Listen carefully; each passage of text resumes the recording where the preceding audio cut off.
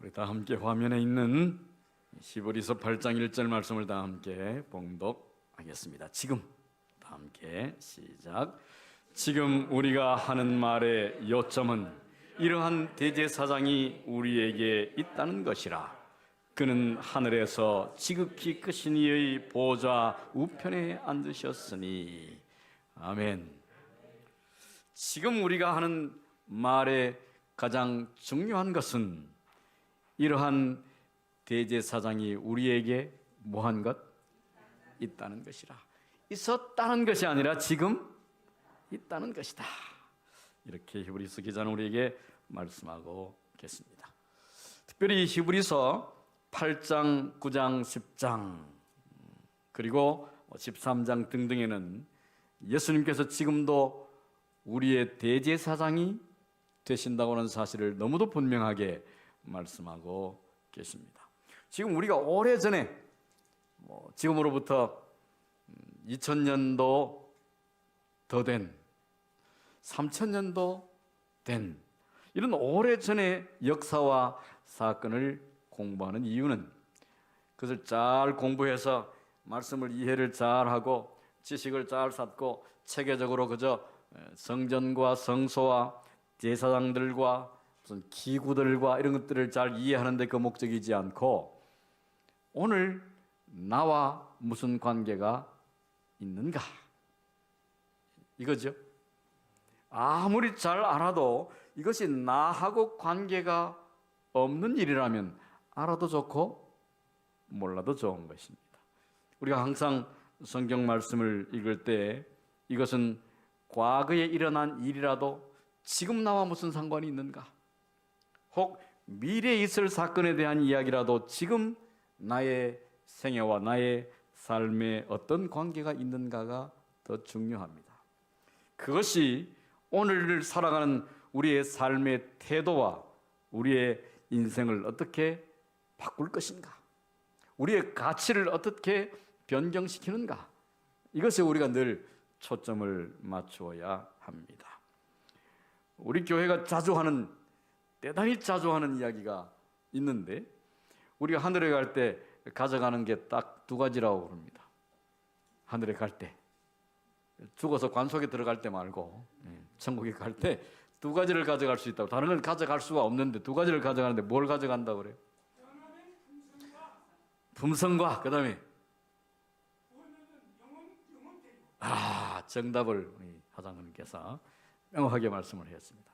하나는 우리를 통하여 구원받은 영혼들을 기쁨으로 감사함으로 찬양으로 함께 그 손을 잡고 갈 것이고 그 다음에 우리의 무슨 품성?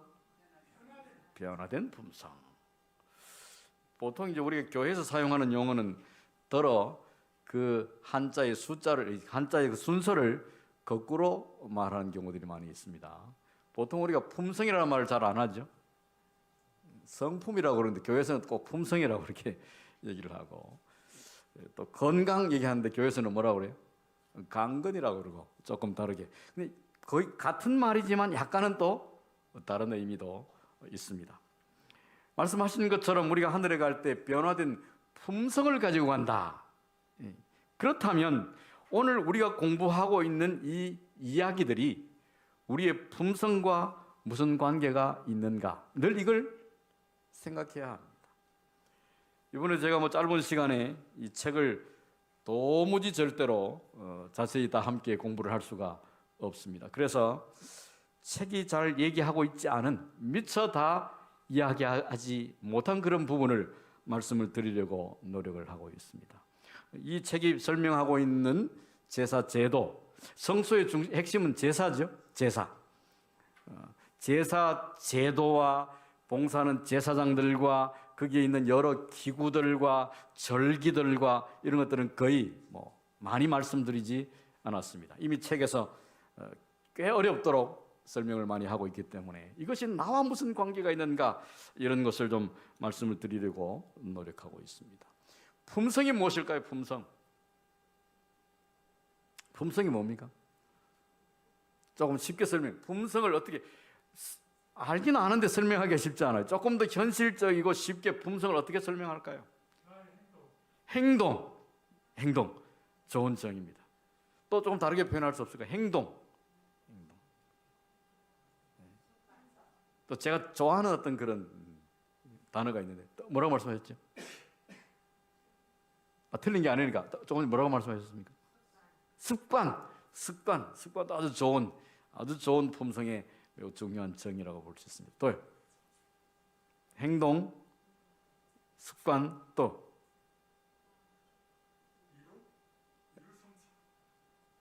그다음 이루는 것, 우리 삶을 통해 이루어가는 것, 거의 좋은 아주 거의 정확한 말씀입니다. 아직 제가 드리고 싶은 단어가 아직 안 나와서 마음, 결국 마음이죠.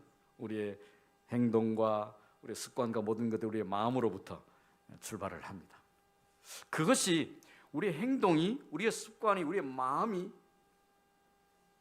다른 사람을 혹은 나 자신을, 내가 겪은 경험을 혹은 미래한 태도를, 우리의 인생을 바라보는 그 태도를 이야기한다. 저는 이렇게 좀 정의하고 싶습니다. 우리 성도님들이 맞출 수 있는 얘기면 좀 재미가 없죠. 그래서 제가 굳이 내 과거에 어떤 경험을 했는가를 바라보는 우리의 태도. 어떤 사람은 과거에 불행한 일을 겪었으면 나는 무가치하다, 내 인생은 참 형편없다, 그렇게 생각을 하고, 재수가 있다 없다? 없다, 이렇게 표현하고, 나는 불행하다 이렇게 생각을 하는데, 예수 그리스도 안에서 변화된 사람은 내 과거의 슬픈 경험과 고통과 고난이라도 그것을 바라보는 우리의 시각, 우리의 태도가 달라지는 거예요. 다른 사람을 평가할 때, 다른 사람을 대할 때 기준이, 이전에 가졌던 그 기준과 지금 내가 가지는 기준이 다른 것입니다. 우리가 성경 말씀을 공부하고 성소를 배우는 그 이유가 내가 다른 사람을 대하는 태도를 어떻게 변화시킬 것인가를 하나님께서 우리에게 말씀하시는 것이고, 내가 지금까지 살아온 내가 처해 있는 형편을 어떻게 바라볼 것인가를 성소를 통해서 배우는 것입니다. 앞으로 내 미래를 어떻게 생각하고 어떻게 설계하고 어떻게 추진하고 어떻게 살아갈 것인가에 대한 태도를 바꿔놓는 거예요. 부정적인 것이 긍정적이 되고, 비난하던 것이 격려하고 독려하는 것으로 바뀌는, 나 자신을 바라보는 태도가 달라지고 다른 사람을 바라보는 태도가 달라지고 일을 하는 태도가 달라지고, 그렇게 되는 거예요. 그래서 저는 이 품성이라는 말을 가장 현실적으로 쉽게 좀 더 실질적으로 바꿀 수 있는 단어는 태도라고 좀 말씀을 드리고 싶습니다. 변화된 품성, 변화된 태도예요. 이 태도라고 하는 것은 어떻게 드러나는가 하면 다른 사람을 바라보는 눈빛에서부터 흘겨보던 혹은 좀 비판하고 나무라던, 때로는 좀 무시하고 멸시하던 그런 눈빛이 인정하고 존중하고 기다려주고 너그러워진 경상도 발음이 쉽지 않네. 너그러워진 눈빛으로, 사람들이 눈빛으로 말을 합니까 안 합니까? 때로는 눈으로, 말을 안 해 눈으로 욕을 할 때도 있고 그렇죠. 어떤 눈으로 간절함을 표현할 때도 있습니다. 그런가 하면 눈으로 지루하다, 빨리 안 끝내나, 목사님 말씀이 오늘 너무 기네, 이런 눈빛 제가 보면 또 알아, 그죠? 일단 보면 알아. 그래서 그런데도 불구하고 눈치를 제가 다 채고 있지만은 안 끝내고 할 때도 있고, 어떤 이렇게 좀 심해지면 대충 마무리할 때도 있긴 합니다. 어떤 좋은 눈빛도 싫은 눈빛도 말하지 않아도 드러납니다. 얼굴이 웃는 모습을 하고 있어도 저분이 진짜로 나를 좋아하는 것이구나 아니구나. 우리가 들어 사과를 할 때란데 칭찬을 할 때 마음을 담아서 해. 어떨 때 여자분들이 그렇게 요구를 합니까? 남편들이 사랑한다고 또 아니면 남자친구들이 사랑한다고 말을 좀 해주길 바라는데, 경상도 남자들은 뭐라 그래? 말을 해야 하나 꼭 이렇게. 그래서 하고 이제 자꾸 얘기를 하면 남자분들이 말을 하긴 합니다. 사랑한다고 미안하다고 말을 하긴 하는데 듣고 보니까 별로 마음에 안 들어. 그래서 뭐라 그래? 마음을 좀 담아서 얘기를 좀 해라. 이렇게. 마음을 어떻게 담죠? 어떤 때는 마음을 담아도 표시가 잘 안 날 때가 있지만 마음을 안 담으면 다 들켜. 그죠? 그래서 우리가 실질적인 어떤 마음 속에 있는 것들이 잘 안 드러날 때도 있지만 눈빛으로부터 말할 때 그 음성의 고저 이런 것들을 통해서도 우리 태도가 드러납니다. 여보세요라고 하는 말이 좋은 말입니까? 나쁜 말입니까? 대답을 못 하시죠? 좋을 수도 있고 안 좋을 수도. 여보세요? 이걸 언제 하는 거예요? 전화 받을 때 전화 받을 때 여보세요! 이렇게 하면 뭔가 좀 마음에 안 들 때 똑같은 네 글자인데 어떤 억양으로 말하느냐에 따라서 달라요. 그럼 그리스도인들은 다른 사람에게 말을 할 때 타고난 억양도 있고 목소리 크기도 있고 그렇지만 예수 안에서 말하는 억양도 좀 바뀌어지도록 기도할 필요가 있는 것입니다. 저는 어릴 때부터 옛날에 국민학교죠. 초등학교를 졸업하기 전부터 목소리가 지금 비스무리 이렇게 해가지고 어른들이 자꾸 할배 같다고 얘기를 그때는 아직까지 어린 국민학생인데 어디 가게에 가서 이제 가게 같은 데 가면 계십니까? 뭐 이렇게 부르잖아요. 그러면 안에 있던 어른들이 주인이 얼른 뛰어나고 아이 어른인 줄 알았네. 어른 하면 애 뭐 빨리 안 나오시나? 하여튼 뭐 어른인 줄 알아 또 깜짝이 놀래가지고 그럴 때 있어서 그래서 제가 어릴 때 별명이 뭐였을까요? 할배 많이 뭐 영감 뭐 이런 것으로 이제 불려지긴 했습니다. 우리가 똑같은 목소리를 뭐 바꾸기는 어렵지만 어떤 분들은 타고난 천성이 좀 날카로운 말을 하거나 때로는 너무 투명한 말을 하거나 본의 아니게 자꾸 좀 부정적인 말을 하게 될 때 하나님께서 우리의 입술을 우리의 말을 바꿔주시도록 기도할 필요가 있습니다. 그래서 말하는 태도, 걷는 태도는 어떨까요? 걷는 태도. 어떤 경우에는 걷는 걸음걸이가 아주 은혜로울 수도 있습니다. 부조와 선지자 보면 다니엘이 걸음을 참 은혜롭게 걸었다고 그럽니다. 아주 탄력 있고 희망차고 다른 사람이 볼 때 기분 좋아지는 걸음걸이로 걸었다 이렇게. 간혹 그런 얘기를 들으신 적이 있습니까? 아침에 가족들이 성경 가방을 들고 옷을 착 깔끔하게 차려입고 기분 좋게 가족들이 교회를 가는 모습을 보고 누군가가 감동을 받아가 저분들이 맨날 토요일마다 어디를 저렇게 행복한 얼굴로 가족들이 갈까? 요게 은혜가 돼가지고 누가 교회 따라온 적이 있다고 얘기를 합니다. 근데 교회를 가는데 다 인상 쓰고 니는 내대로 나는 나대로 한 사람은 50m 앞에 가고 한 사람은 뒤로 걸어가고 막 이렇게 가면 전혀 감동이 안 되겠죠. 누군가를 대하는 태도, 내가 살아가는 삶의 태도, 말하는 태도, 심지어 걸음걸이까지 우리의 태도는 감동이 되기도 하고 때로는 부정적인 그늘을 들이오기도 합니다. 품성이란 뭐라고요? 태도입니다. 뒤통수를 한 대 맞았을 때 어떻게 반응하는가의 태도. 멸시해도 좋을 충분한 조건과 이유를 가진 사람을 대하는 태도. 화를 내고 실망하고 절망할 수밖에 없는 당연한 이유가 있음에도 불구하고 그때 우리가 어떤 말을 하고 어떤 태도를 취하고 어떤 상황으로 어떤 모습으로 살아가는가에 대한 그 모습. 이유가 있습니다. 틀림없이 내가 화를 내는 데는 화를 내는 이유가 있어. 정당해요. 내가 화를 내는 이유도 정당하고 그 사람을 고소하는 이유가 정당함에도 불구하고 예수 그 이름으로 다른 태도를 가지는 이게 품성입니다. 품성은 별 어떤 특별한 다른 것이 아니고 우리가 사람을 대하는 사건을 대하는 시간을 대하는 태도. 이 말씀을 꼭 기억하시면 좋겠습니다. 이 말씀이 이해됐었으면 이제 집에 가셔도 됩니다. 과거에 하나님께서 우리를 구원하셨을 뿐만 아니라 예수님께서 지금도 우리의 대제사장으로서 어디에서 봉사하고 계실까요? 하늘 지성소 이렇게 대답하는 교회는 우리 교회밖에 없어요. 그냥 간혹 좀 공부를 하는 분들은 하늘 성소. 일반적으로는 하늘 뭐 이 정도 이렇게 대답을 하는데 우리 재림교인들은 굳이 지성소 이렇게 정확하게 꼭 집어서 대답을 하십니다.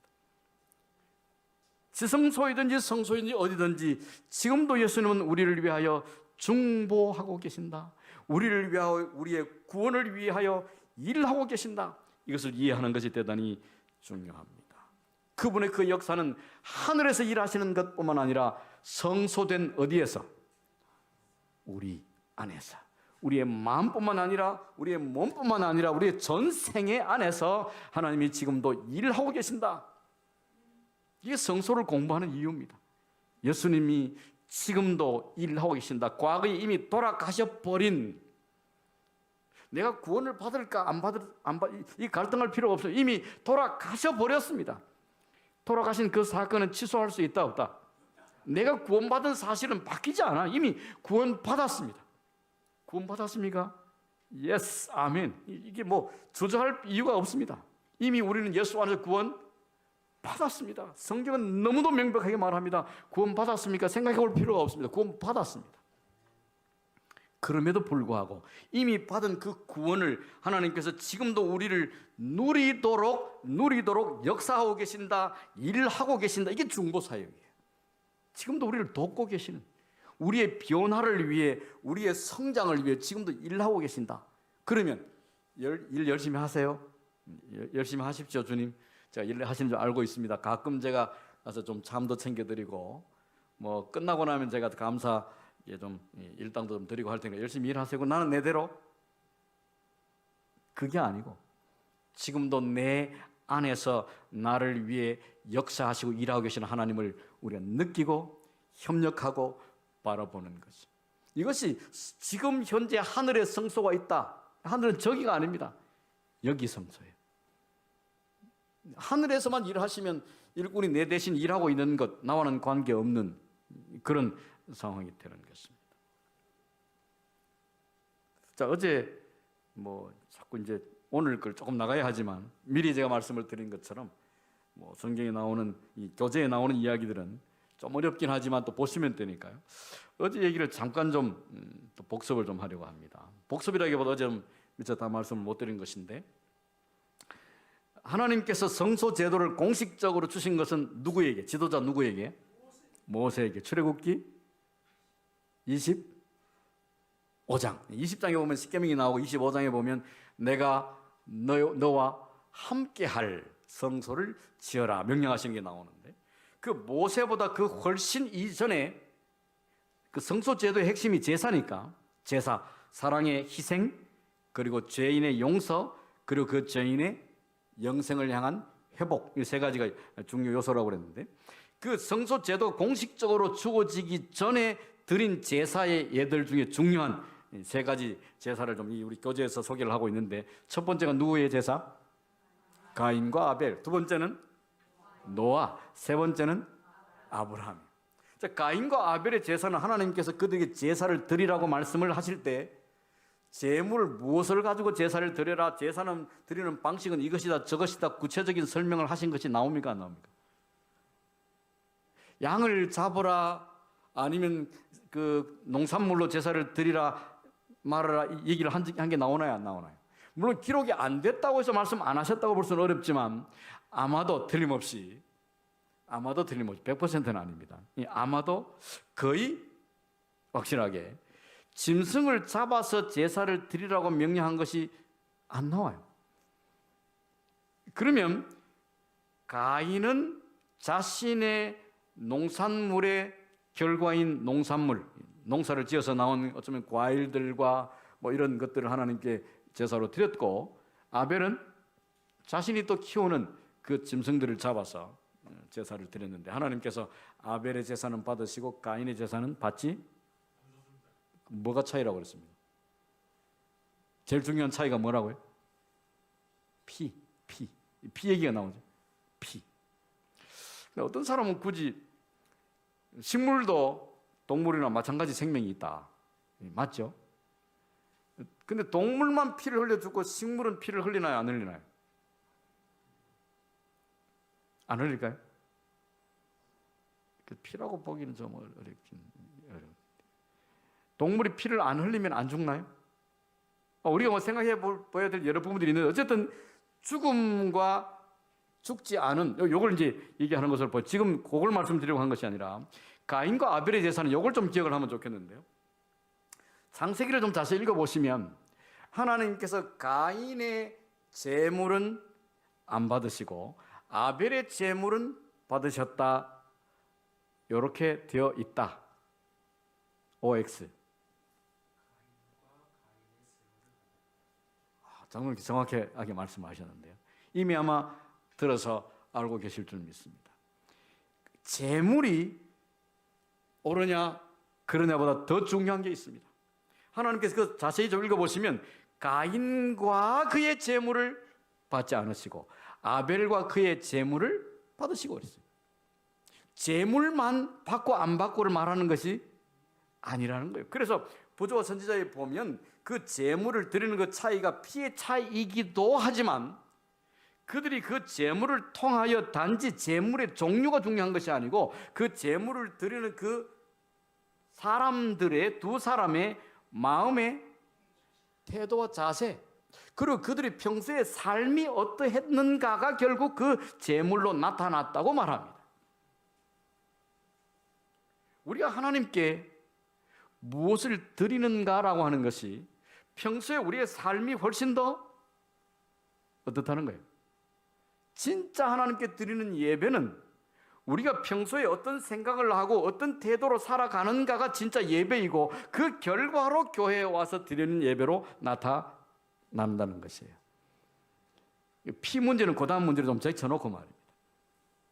그래서 그리스도인들의 삶은 삶이 예배이고 예배가 삶이다. 그런 말씀을 들어보셨죠? 교회에 와서는 대단히 거룩한데 좀 우스갯소리지만은 어떤 사모님이 이보자리를 들고 담 밑에 와가지고 여기서 살자 목사님한테 왜 그러냐고 그랬더니 목사님이 설교할 때는 대단히 은혜롭고 감사한데 집에 오면 좀 덜 은혜롭다고 그래서 여기가 훨씬 좋다고 이렇게 담 밑에서 여기서 우리가 삽시다 이렇게 했다고 하는 전설이 있기는 합니다.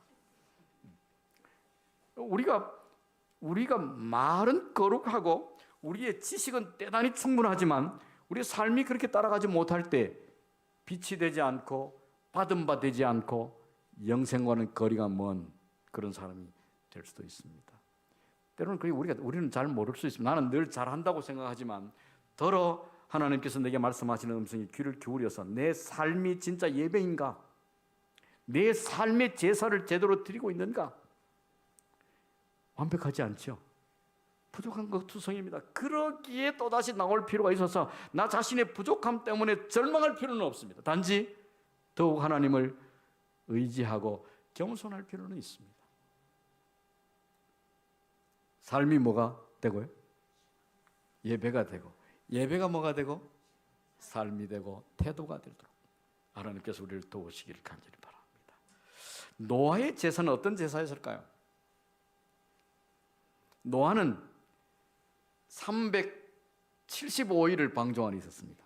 1년하고도 열흘을 방주에 들어가서 일주일이 지나고 또 비가 왔다가 그쳤다가 줄어들었다가 비둘기를 날렸다가 까마귀를 날렸다가 다 한 다음에 드디어 물이 잦아지고 없어지고 나왔던 375일 한번 세보시기 바랍니다. 맞는지 모르겠는데 그래 딱 나와서 맨 먼저 한 일이 하나님께 제사를 지냈는데 그때 제사를 지내는 하나님께 제사를 지내는 이 제사는 무슨 제사일까요? 감사의 제사. 어느 정도로 감사했을까요? 엄청난. 쉽게 말하면 엄청난. 경상도로 말하면 억수로. 다른 지방 얘기도 좀 할까요? 이게 그냥 예배가 아니고 이 예배는 엄청난 감격의 예배예요. 375일 동안 배를 타다가 내리면 어떨까요?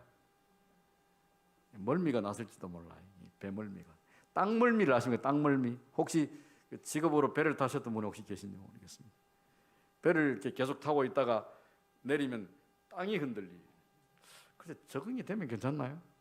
저도 꽤 큰 배를 타고 어디 여행을 1박 2일, 2박 3일 갔다가 내렸는데 땅이 흔들흔들 하더라고요. 땅이.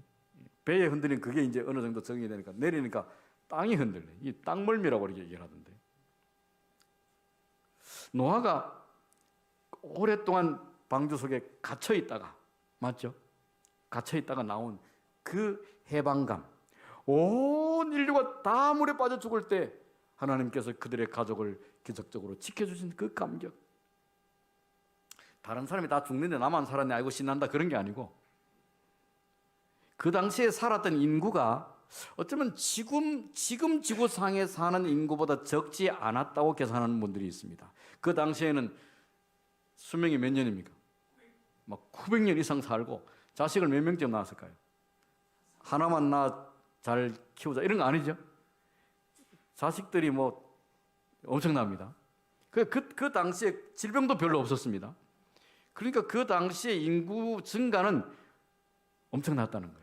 그렇게 계산을 해보면 정확하게 알 수 없지만 노아 홍수가 내릴 때 지구상에 살았던 인구 수는 대단히 많았을 것이다. 어쩌면 지금만큼 많지 않았을까라고 계산해보는 학자들도 있습니다.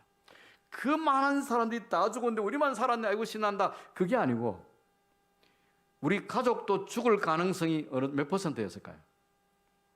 그 당시에 살았던 인구가 뭐 글쎄 1억만 잡고 1억. 지금 인구가 몇 억입니까 지구에? 70억, 80억 되나요? 그 중에 8명 살았네. 어느 정도로 감사할 수 있을까요? 그런데 얼마 지나지 않아가지고 이 노아 할배가 술을 잡수려고 잡순 건 아니었을 수도 있는데 이분이 취했어. 그래가지고 너무 취해가지고 옷을 홀라당 다 벗었는데 아이고 부끄러워라. 자기도 모르고 그렇게 취해서 자고 있었는데, 그것 때문에 뭐 자녀들이, 큰아들이, 둘째 아들이, 셋째 아들이 왔다가 어떤 태도를 보이느냐에 따라서 그들의 운명이 달라지고 뭐 저주도 받고 축복도 이런 게 갈라지죠. 저는 여기에서 노아의 그 감격적인 제사가 그리 오래 가지 않았던 사실을 좀 주목하고 싶습니다. 우리가 때로 죽었다가 산 것 같은 감격과 감동을 하나님 앞에서 느끼고 누리지만 얼마 지나지 가지 않아서 노아와 같은 실수를 합니다. 실질적으로 어떤 사람이 술에 대하여 노아도 마셨으니까 우리도 마셔도 된다 이런 분들도 있습니다. 노아 같은 대단한 분도 뭐 한잔 하셨는데 우리라고 뭐 괜찮다 얘기하는 분들인데, 노아 같은 분도 마시고 실수를 했는데, 치명적인 실수를 했는데 우리는 어떨까요? 그래서 안 마셔야 되겠다 이렇게 가야 되는데, 노아도 마셨는데 뭐 우리도 마셔요 이렇게 이제. 근데 이분이 정말 이거는 그냥 단순히 아이고 죽을 뻔했네 이 정도가 아니잖아요. 실제로 수천만 명이 수억이 죽어가는 모습을 보고 그 가운데서 살아난 그 감격이 얼마 지나지 않아서 사라져 버리더라는 얘기예요. 우리가 하나님 안에서 누리는 감동도 그래요. 대단히 믿음 있는 것처럼 보여도 나 자신도 쉽게 그 믿음이 사라져요. 그러던가 안 그러던가요? 어떤 분들이 교회 와가지고 막 어떤 데 좀 보기 싫어해. 어떤 분들이 보기 싫어해요. 교회 온 지 얼마 안 됐는데 너무 열심히 막 이렇게 하는 거 보니까 교회 온 지 얼마 되지도 않은 사람이 이렇게 하고 협조를 잘 안 해. 우리도 열심히 해야 되는데 이렇게 가야 되는데 들어 막 온 지 얼마 안 된 분들이 열심히 하면 눈이 조금 삼각형이 되고 막 이렇게 자꾸 이렇게 되는데, 그때 하나님께서 우리를 도우시기를 바랍니다. 그게 더러 그렇게 하다가 쉽게 식어지는 경우들을 더러 우리 봅니다.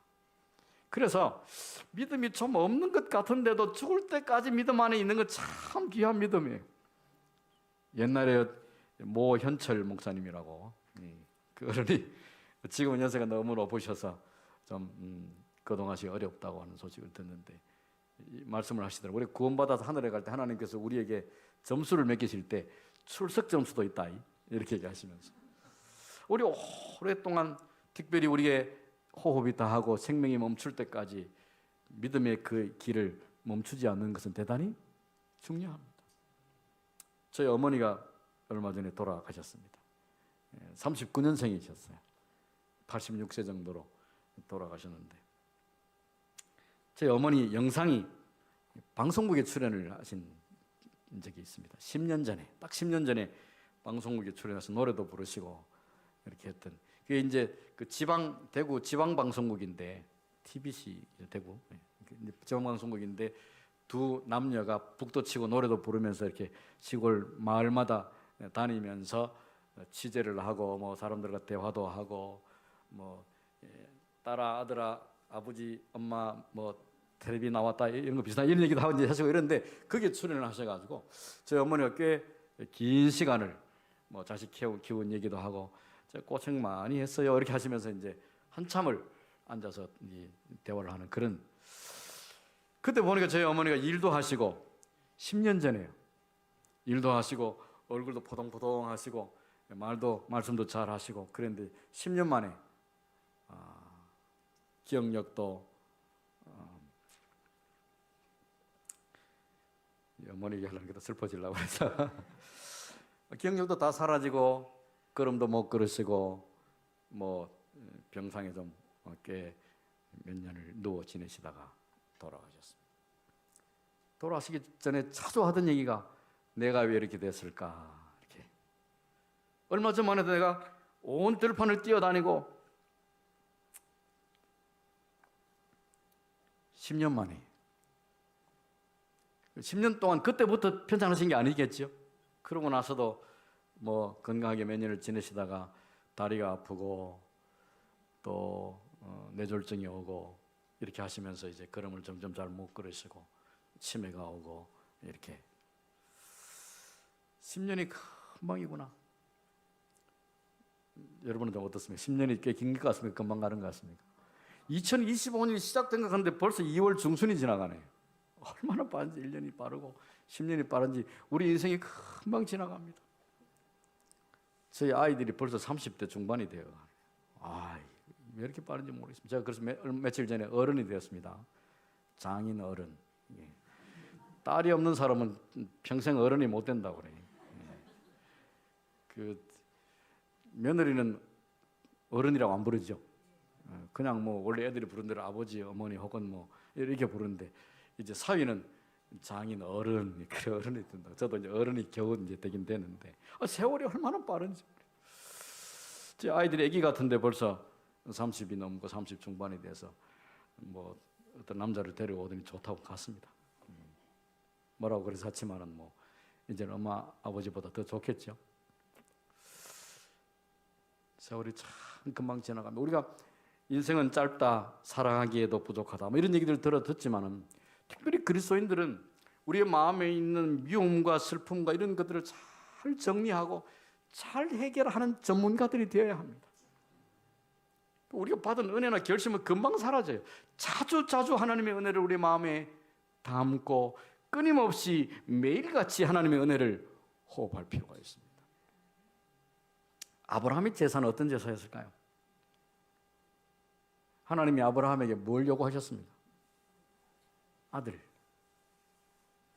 근데 하나님이 아브라함에게 아들을 바치라고 그럴 때 왜 아들을 바치라는 이유를 설명합니까? 안 합니까? 너 아들 그거 네가 100살이 다 되도록 못 얻었는데 아들을 낳은 거는 전적으로 100% 내가 준 거 맞잖아. 그러니까 내가 달라고 그러면 줄래 안 줄래?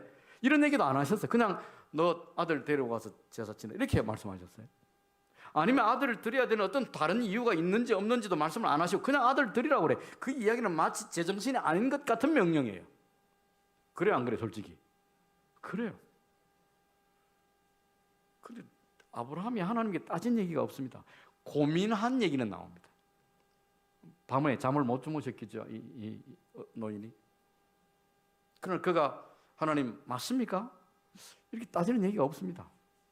드릴까 말까 뭐 그런 얘기도 안 나와요. 그럼 마침내 산으로 가서 무슨 산? 모리아산. 거기 예수님의 십자가가 세워졌다고 이렇게 전설이 전해져 오고 있는 그 산에 아브라함이 하나님 말씀에 순종하는데 무슨 순종? 무조건적 순종. 어떤 때는 우리가 하나님 말씀을 들을 때 이해가 잘 안 되는 부분이 왜 이렇게 하라고 하는지 잘 이해가 잘 안 될 때가 있습니다. 근데 아브라함은 이해를 하고 드렸을까? 이해를 뛰어넘는 신뢰. 그렇죠? 어쩌면 상식을 뛰어넘는 믿음이에요. 상식이라고 표현하기에도 좀 너무너무 부족한 상식, 인륜, 도덕, 모든 것들을 초월하는 믿음을 아브라함은 하나님 앞에 보여줍니다. 결국 하나님께서 그 이삭을 제물로 받으신 게 아닙니다. 그날 제사의 제물은 무엇이었습니까? 우리가 때로는 하나님을 믿기 위하여 죽는 것 같은 인내를 견뎌낸다 할지라도 결국 우리가 죽지 않는다는 거예요. 결국 죽은 것은 누구예요? 그날 그 뿌리 풀숲에 걸려서 가지 덤불에 걸려서 도망갈 수도 없었던, 죽을 수밖에 없었던, 결코 도망갈 수 없는 운명에 처했던 예수 그리스도, 우리의 아버지, 우리 어머니. 피할 수 없었습니다. 그분은 우리를 이 땅에 낳으시기로, 우리를 이 땅에 존재하게 하시려고 계획하신 그때로부터 피할 수 없었습니다. 내가 자식을 낳았는데 나 너희 아버지 아니야 한다고 아버지 아닌 게 됩니까? 너는 내 자식이 아니라고 한다고 내 자식이 아닌 게 됩니까? 버릴 수 없는 거예요. 혹 떠난다 할지라도, 혹 이별한다 할지라도 버릴 수 없습니다. 예수님께서 우리를 버리실 수 없었습니다. 그 뿌리 덤불에 걸려서 그 양은 도망갈 수 없었습니다. 그래서 이삭을 대신하여 그 양은 죽었습니다. 때로 우리가 원망할 이유도 있고 미워할 이유도 충분하지만 그럴 때 하나님께서 우리에게 믿음을 발휘할 용기를 주시기를 간절히 바랍니다. 오늘 사실 신약 얘기를 하려고 하는데 신약은 뒤에 또 조금 얘기하겠습니다. 여기서 다른 얘기를 또 하나 좀 하려고 하는데요. 우리나라의 제사 제도가, 우리나라 한국 사람들이 우리 이제 조선 시대, 고려 시대 다 포함해서 우리 이 한반도에 있는 우리 민족들이 제사를 드리기 시작한 게 몇 년쯤 됐을까요? 우리 한국인들에게 제사가 대단히 중요한데 우리나라가 제사를 지낸 게 몇 년쯤 됐겠습니까? 대충 한번 생각을 머리를 잘 한번 굴려보시죠. 조선 시대? 고조선 시대. 그냥 조선 아니고 고조선. 어떤 학자들은 고조선보다 더 앞에 우리 한민족 역사 시작이 됐다고 하는 분들도 있고, 고조선이 우리나라의 최초의 부족 국가라고 이렇게 청동기 시대 이렇게 하면서 이제 우리 공부를 하긴 합니다. 그 이제 지나면서 저번에도 한 말씀을 드렸지만 지금 우리 대한민국, 잠시 우리 일본 일제 치하에 있었고 그 앞에 조선 시대, 대한제국이라는 게 좀 있었죠. 어쨌든 이제 조선 시대 앞에는 고려 시대 앞에 후삼국 시대 이런 말씀을 드렸죠. 자, 그러면 우리가 그냥 가까이 뒤에까지 가지 말고 고려 시대의 국교, 나라가 공식적으로, 그리고 그 대부분의 백성들이 믿었던 종교가 무슨 종교입니까? 불교. 그 고려가 망하고 그 조선이 세워질 때 조선은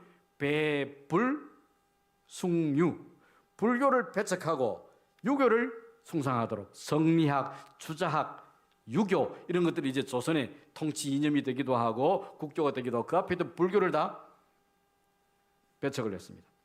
왜 그런가 하면 고려 말에 요성으로 불려진 어떤 사람이 나타나서 온 왕실과 나라를 어지럽혀 나라가 망한 이유였다 이렇게 하면서 이제 불교를 좀 배척을 해서 절들이 다 산으로 갔죠.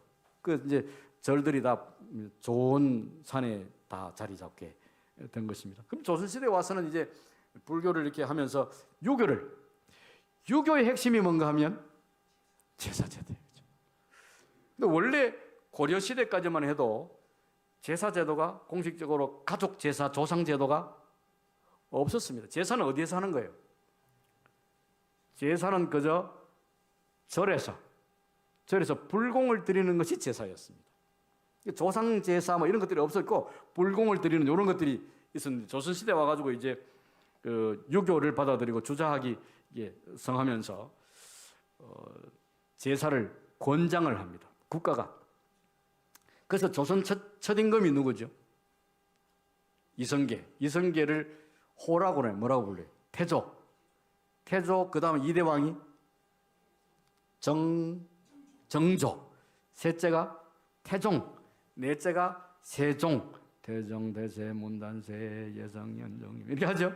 네. 그래서 태조 첫 임금 이성계의 그 행적을 기록한 태조실록, 왕들이 다 그 왕들의 행적을 기록한 실록이 있었습니다. 조선 왕조 실록이라고 하죠. 각 왕들의마다 그 실록들이 역사를 기록해 놓는데 첫 임금 태조, 두 번째 왕금 정조, 그 다음에 세조도 있었는지 모르겠는데 또 세종, 이 초기의 임금들의 실록에 보면 제사에 관해서 여러 번 온 백성들이 제사를 왜 이렇게 안 지낼까? 제사를 지내라고 국가가 막 밀어주고 그냥 아주 강요를 하고 있는데도 이 백성들이 제사를 안 지낸다라고 아주 통탄하면서 어떻게 하면 백성들이 제사를 다 지낼까? 뭐 이런 얘기들을 하는 얘기들이 굉장히 많이 기록되어 있습니다.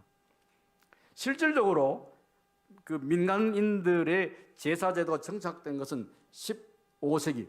이 태조, 그러니까 이성계가 조선을 세운 게 1390년대 후반이에요. 서기. 그러니까 세종 임금이 한글을 만든 때가 1400년대입니다. 그러니까 1400년대는 세기로 몇 세기라고 그래요? 15세기, 그죠? 15세기. 그 1400은 15세기입니다. 왜 그런가 하면 1년, 2년이 1세기, 100 몇 년은 2세기 이렇게 하다 보니까 1400은 15세기. 조선시대에 제사가 백성들에게 정착된 것이 15세기 혹은 16세기까지 갑니다. 임진왜란이 몇 년에? 1592년이죠. 1500년대 중반까지 와서야 제사가 정착이 됐단 말이에요. 그러면 1400년이라고 할지라도 우리 대한민국의 이 조선 이 땅에 제사 제도가 정착된 것이 몇 년 됐다고요? 우리 민족의 역사를 몇 년이라고 그래요? 단기로 치면 2025에다가 2333을 더하죠. 그럼 원래 단기 몇 년입니까? 뭐 그러다 치고 4천 몇 배예요. 그걸 반만 년이라고 좀 뻥튀기해서 말해요. 반만 년, 5천년 역사, 5천년 유구한 한반도에 이렇게 얘기해요. 5천년 중에 우리 조상들이 제사를 적극적으로 열심히 정착된 게 몇 년 됐다고요? 그래도 5, 600년이에요. 1000년이 안 됩니다. 5, 600년. 5000년 중에 10분의 1밖에 안 돼요. 우리가 얼른 생각할 때 이 제사는 아주 오래된 고조선 시대부터 우리가 제사 지낸 게 아닌가라고 착각하지만 실제로 조선 시대에도 국가가 막 이렇게 해서 제사를 지내려고 그러면 처음에는 가정제사가 아니고 사당을 지어서 제사를 드렸습니다. 그래서 사당이 지어지기 시작하고 나라가 사당을 지어라, 제사를 지내라 하는데 사람들이 사당이 어떻게 짓는 거에 몰랐습니다. 그전에는 제사가 없었기 때문에. 그 사당을 짓고 그 다음에 거기에서 모여서 조상 제사를 지내다 보니까 같은 성씨를 가진 사람들이 이제 모이기 시작하고 성씨도 고려 시대에야 이제 시작이 되죠. 가족 성이 말이에요. 그 왕건이 그 개국 공신들에게 성을 하사하는 얘기가 나옵니다. 그전에는 성씨도 없었습니다. 고려시대에 일부 이제 성씨가 주어지기 시작하고 그 고려시대가 지나가면서 조선시대에 가면서 이제 성들이 생기기 시작하는 거예요. 김씨, 이씨, 박씨, 최씨가 시작되기 시작하는 거예요. 그러면서 특별히 제사를 지내면서 사당이 생기면서 그 중심으로 같은 씨족들이 모여 살면서 족보가 생겨나고 우리가 뭐 제사를 안 지내면 이게 뭐 교회 다니는 데서 제사 제도가 상당히 걸림돌이 되거든요. 근데 제사라고 하는 것이 시작된 게 그렇게 오래된 게 아니다. 요걸 요즘 유튜브가 굉장히 많아서 특별히 함익병이라고 하는 분이 여기에 대해서 설명을 자세히 한 이야기들이 물론 다른 분들도 들어있는데 혹시 유튜브를 찾아보시면 우리의 제사 제도가 언제부터 시작되었는가 참고하시면 자세히 좀 들어보실 수 있습니다. 그럼 혹시 이제 우리가 기독교 우리 예수를 믿는 일에 제사 제도가 들어 시험이 되거나 어려움이 되기 때문에 이 말씀을 잠시 좀 드려봤고요. 이 얘기를 시간 되는 대로 뭐 거의 시간이 다 돼가는데 신약 나타난 얘기를 조금만 좀 설명을 드려보도록 하겠습니다. 자, 여기 제목을 보시면 구약에서 표상한 실체를 이해한다. 이렇게 제목이 이미 우리가 교재에서나 이미 다 들어서 잘 알고 있는 이야기입니다. 구약에 나오는 수많은 제사와 또 절기들과 기구들과 제사장의 역할과 이 모든 것들이 어제 저희가 이제 간단히 기구에 대해서만 몇 가지만 이제 설명을 드렸죠. 번제단, 뭐 물두멍, 떡상, 금촛대, 분향단, 또 뭐 시온자 몇 가지만 좀 대충 지나가면서 말씀을 드렸는데 이 모든 것들이 그다음에 우리가 잘 살펴보지 않은 대제사장과 제사장과 레위 지파와 제사 절기들 무슨 유월절, 무교절, 초실절부터 시작해 이런 절기들과 이런 모든 것들이 사실은 예수님께서 하시는 일들과 예수님 자신과 그리고 오늘 우리 안에서 이루어질 일들을 상징적으로 표상적으로 미리 그림자처럼 보여주는 것이다. 우리가 이미 다 알고 있는 얘기입니다. 그래서 오늘 실체인 예수님에 관해서 잠시 좀 살펴보자고 하는 것인데 제가 계속해서 구약에 나오는 제사 제도가 예수님을 실체로 하고 있을 뿐만 아니라 오늘 이걸 제가 좀 곁들여서 말씀을 드리고 있습니다. 그죠? 예수님을 상징할 뿐만 아니라 구약에 나오는 제사 제도와 기구들과 제사장이 예수님을 상징할 뿐만 아니라 오늘 우리의 생애와 우리 마음과 우리가 성전된 우리를 말하고 있다. 이걸 계속해서 말씀을 드리고 있습니다.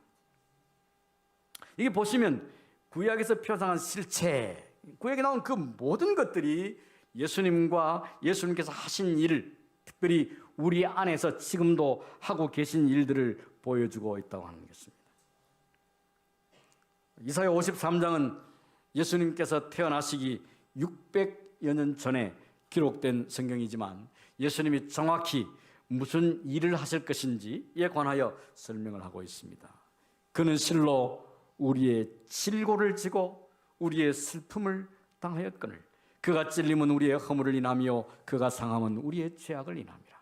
그가 징계를 받음으로 우리가 평화를 누리고 그가 채찍에 맞음으로 우리가 나음을 입었도다. 나의 의로운 종이 자기 지식으로 많은 사람을 의롭게 하며 또 그들의 죄악을 친히 담당하리라. 이미 예수님께서 태어나시기 500년 혹은 600년 전에 예수님께서 우리를 위하여 어떤 일을 할 것이고 예수님께서 십자가를 지신 그 이유가 무엇인지를 설명하고 있습니다. 어떤 사람은 기독교가 십자가를 그 기호로 삼습니다. 우리 기독교는 그냥 십자가를 이렇게 기호로, 어떤 분은 그래서 이 십자가도 우상이어서 교회에 십자가를 붙이거나 이렇게 하면 안 된다 이렇게 믿는 분들이 들어 있습니다. 뭐 그 자체가 나쁜 것은 아닌데 우리 교회도 그래서 교회에 십자가를 안 붙일 때가 많이 있었습니다. 그래서 지금 십자가 앞에 있습니까? 앞에 있나요? 아, 있습니까?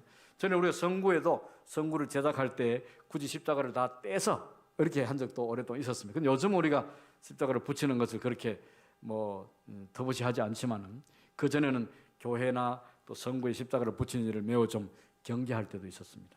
우리가 십자가를 붙여놓고 이 십자가를 부적처럼 십자가 앞에 경배를 하고 이렇게 하진 않죠. 그저 우리가 예수 믿는 그 표시로 예수님의 희생을 기억하는 수단으로 삼지만 이것을 무슨 부적처럼.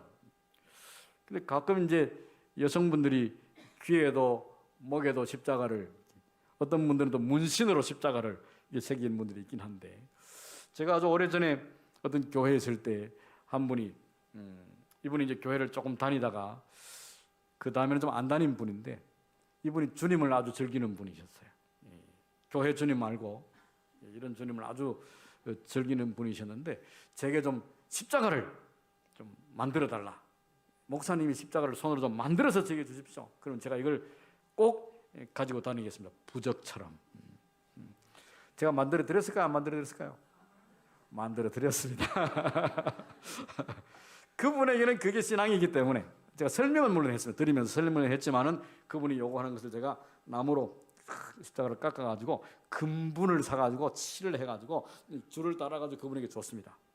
이분이 그 교회 주님 말고 그 주님을 얼마나 사랑했는가 하면, 이분이 그분을 아주 깊이 사랑했기 때문에 더러 살림도 거의 무아지경에서 살림도 부수고, 그 딸이 하나 있고 아들이 하나 있었는데 딸을 아침부터 그 주님을 영접하도록 자꾸 쫓아내가지고 이 딸이 속옷바람으로 앞에 가게 가서 또 몇 병을 사와서 아버지 드려야 되고 막 이런 분이죠. 이분이 그래도 마음은 그걸 도무지 끊을 수가 없어가지고 저기 하동에 우리 그 영원에 가서 지낼 동안 또 잘 지내. 거기서 뭐 예배도 참석하고 잘 지내고 할렐루야하고 와서 집에 있으면 3일을 못 넘기는 것입니다. 그때로 교회도 그래서 가서 많이 기도도 해드리고 꼭 이제 이분이 취하면 전화를 해가지고 오라고 저를 막 곱게 초청을 하는 것이 아니라 왜 안 오느냐고 또 욕을 막 하시면 그러지.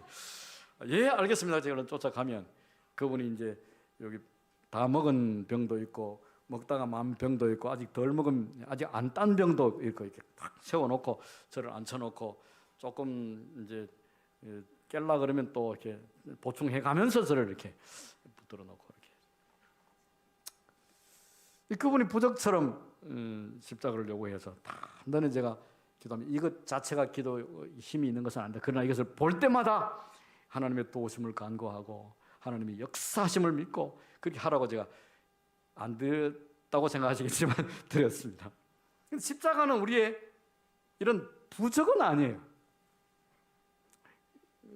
그러나 우리 마음속에 주님의 십자가가 새겨질 필요가 있습니다.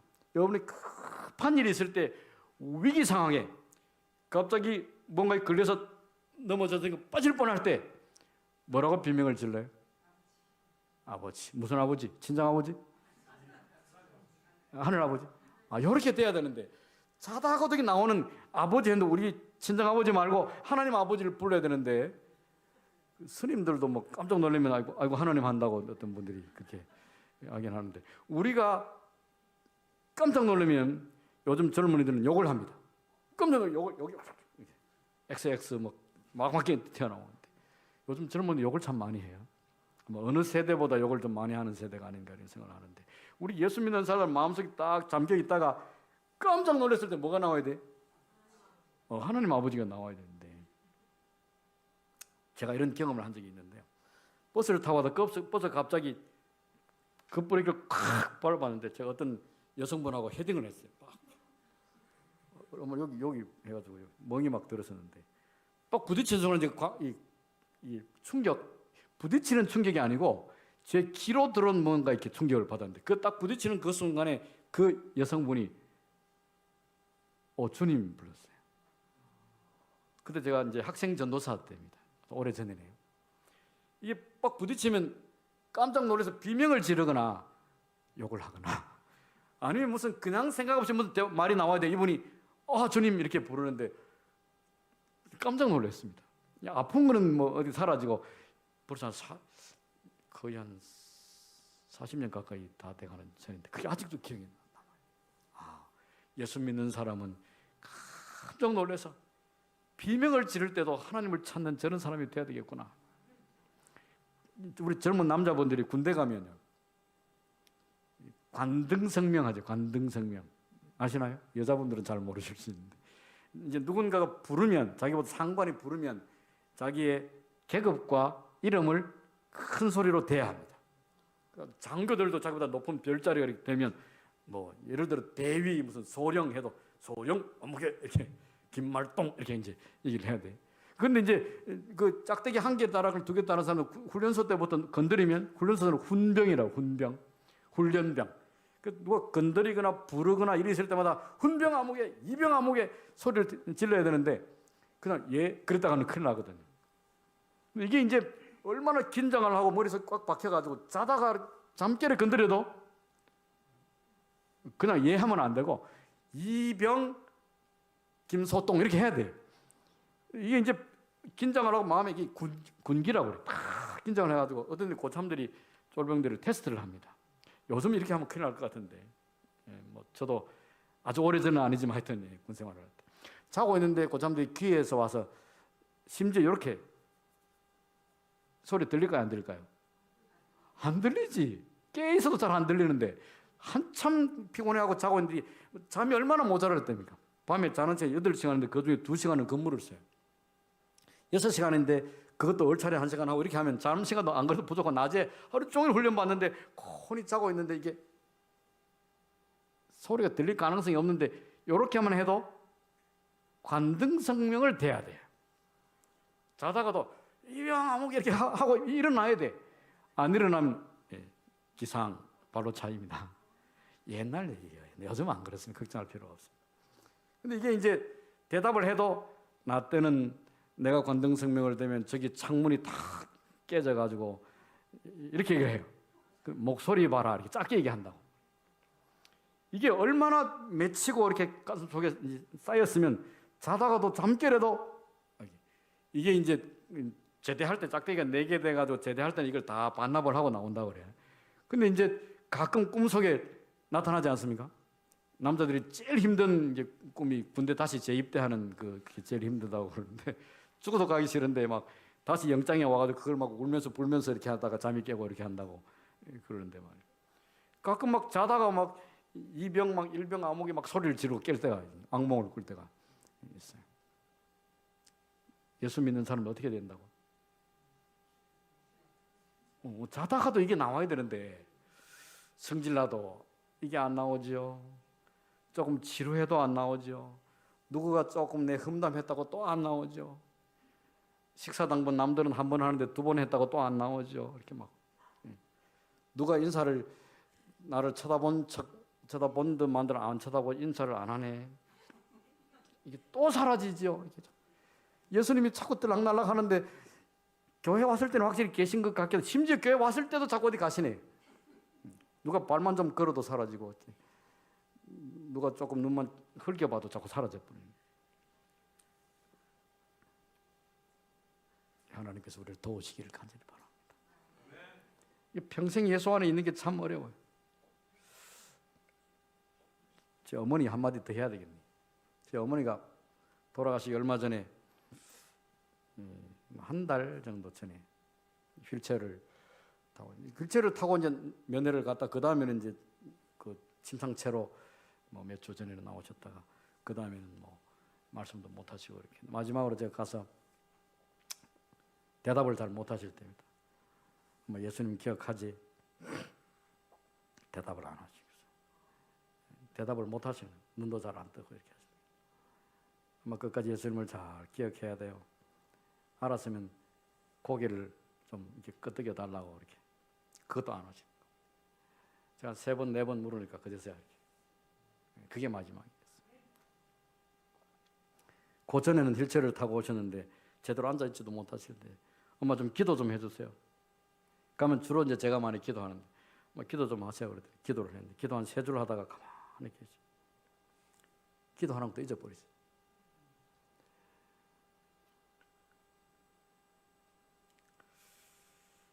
하나님께서 알아서 채점하시겠죠.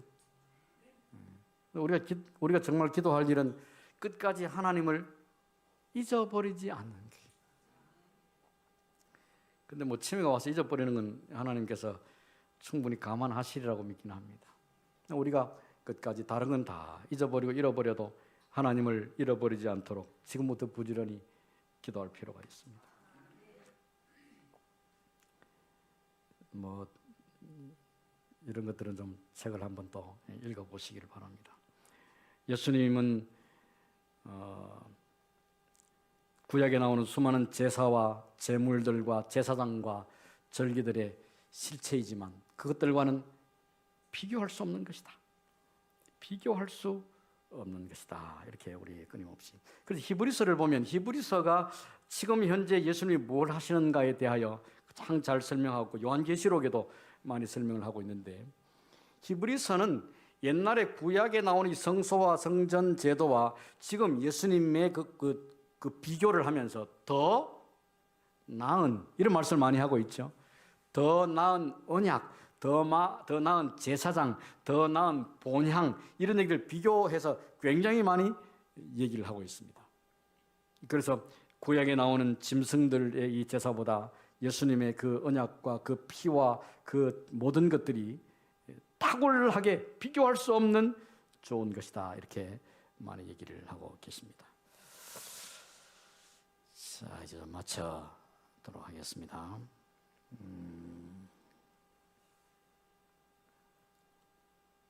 이게 뭐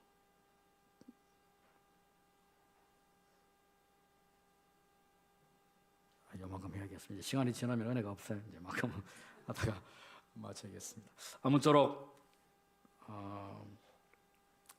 제가 자세한 공부보다는 성서를 통해서 우리가 무엇을 기억하고 우리의 삶이 어떻게 변화할 것인가를 강조해서 말씀을 드리고 있습니다. 주님께서 우리의 태도를 변화시켜 주시기를 간절히 축원합니다. 하늘에 계신 아버지, 주께서 십자가 위에서 아버지 어찌하여 나를 버리셨나이까 라고 하는 탄식과 절규를 올리기까지 자신을 제물로 드려 우리를 살게 하신 이 놀라운 구원 잊어버리지 않게 해 주옵시되 우리의 가슴 속에서 결코 희미해지지 않도록 은혜 더하여 주옵소서.